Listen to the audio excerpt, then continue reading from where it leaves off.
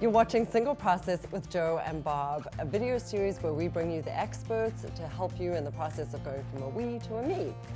And our episode today is on high conflict divorce. That sounds unusual. I feel like every relationship we witness is Seems high to be high conflict, but they're degrees. Yeah, they are definitely absolutely. degrees, and I don't know what issues really make people dig in or what personality traits. So we're going to ask Beth O'Malley, our I expert. think she's going to be good at this. So Beth has a marriage practice where she consults, and she also has a radio show called Be Well with Beth O'Malley. She's had us on. It's a really great show. She always has experts. So hi. Hi, how Good to are see you? you. Thanks for having me. Thanks. So talk about what you see in high conflict divorce. Well, high conflict divorce, really, let's start with this. High conflict couples, Right. right? Yeah. Because the marriage was probably full of high conflict. Really charged and Yeah, more charged, higher ups and much lower lows, right? So when you get to a couple that is a high conflict couple and then they choose to divorce, you're going to have a lot more being at each other. There's less cooperation. You know, we all like to say we want to have an amicable divorce, right? Not some couples, I guess that's the... no. But Some couples want their day in court. They Well, want- isn't it really, I mean, I think of high conflict as when one person really wants to leave and the other one doesn't want to let go. And if you're high conflict as a couple and then you get into that dynamic, I mean, or that's one gonna... wants to hurt the other one because it's disproportionate. One's leaving and one's not ready. Right, and sometimes that comes out of a true hurt. For example, if there's been an affair in the relationship, you're often going to see high conflict. If there's been one partner who really has wanted to leave for many years, has fallen out of love, is not wanting to be in the marriage, and the other partner has held on and held on and held on for so long to keep it together, there's going to be more fighting. And then it gets into this challenging who's going to win. Yeah. And that's where the conflict comes in. And so you might get stuck on really little details that aren't really that important in the grand scheme of Are things. people fighting more about money or are they fighting about kids? Much more about children. Much more about Yeah, kids. Well, that's what I healthy. see. That's the right thing to fight about. Yeah. I'd be concerned if it's about money. But the concern is not hurting the children in the process, right? Because you really want both partners to have equal time with the children, no matter who is at fault or if someone has had an extramarital relationship, that they still are entitled to time with their children. So you see them coming a mile away. They come to see you for your practice.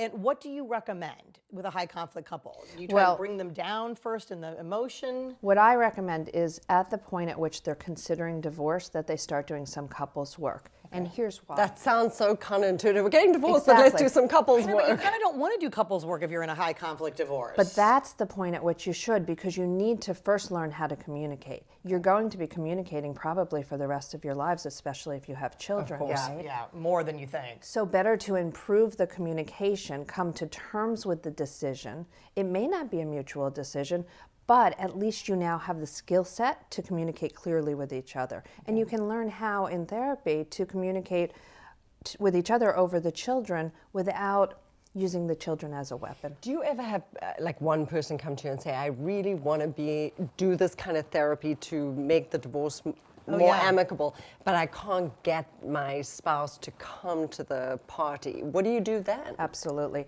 I say just get them in the room. Just get them If in the you room. can get them into the therapist's office, you're going to be able to make some progress. Really? Yeah. We keep hearing this theme. Like, I always thought the divorce process was heavy legal. If you're doing it correctly, you're doing the therapy Yes. alongside of it, because you still have to communicate about vital issues, even post-divorce. Sure. Maybe even more so. Well, and many of the issues can be hashed out with a therapist without spending the kind of money that attorneys would take. I don't think people realize I don't that. think people, so you'll help somebody come up with a parenting plan, a couple come up with a parenting plan, come up with, good parameters for behavior, boundaries. And it's really. managing the emotional component, which the legal side of divorce does not do. Exactly, and then you can pull aside one of the parents and say, hey, this is not something that in 2 years you're going to care about. Let it go for the purpose of getting through the divorce, rather than drag it out and make it last a whole extra year with lots and lots of extra fighting.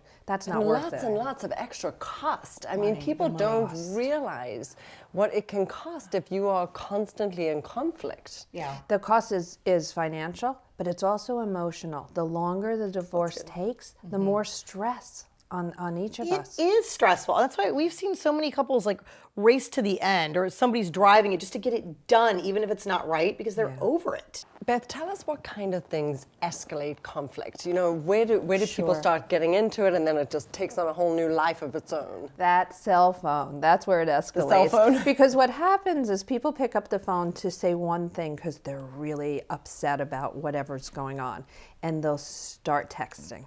And then they'll get a response, which further instigates the conflict, right? Yeah. And so it can go on and get heated and heated when it didn't need to be. So what are you supposed to do? Stop, turn off the phone, even shut them down so that you're not getting the response. It's okay to block for, an hour or so just to let things settle. I'm That's a embarrassed good to admit idea. this, but I have this You great do solution. that. So I fake it. I send him a text that says, "You've been blocked by this caller, ATT," with a string of numbers. He thinks he's been cut off, so he results that then by the time I know that's terrible. I hope he isn't watching this. Yeah, it's a really great trick, but great idea. Yeah. Give me also some advice on if somebody is more verbally abusive and they start yelling at you, either in person or on the phone. Like, what are you supposed to do? End the phone call immediately. Okay. You may have been abused emotionally and verbally throughout the marriage. In a divorce, you do not, just like in a marriage, you do not need to put yourself in a position of being a victim. So the advice is, and this is really hard for folks who are used to being verbally abused, but the advice is, I am getting off the phone now, I'm hanging up, click. I would say in general, my tendency was always to try and defend myself, and try and justify, you're such a terrible mom. I'd be like, no, I'm not. And I'd go into this litany of trying to justify my existence. Do you see people doing that? Absolutely, Oh, my but when Lord. you were married to that person, were you getting the response that you wanted? Probably That's true. not. You said this to me before. There's a reason you're divorced, and you're right. Exactly.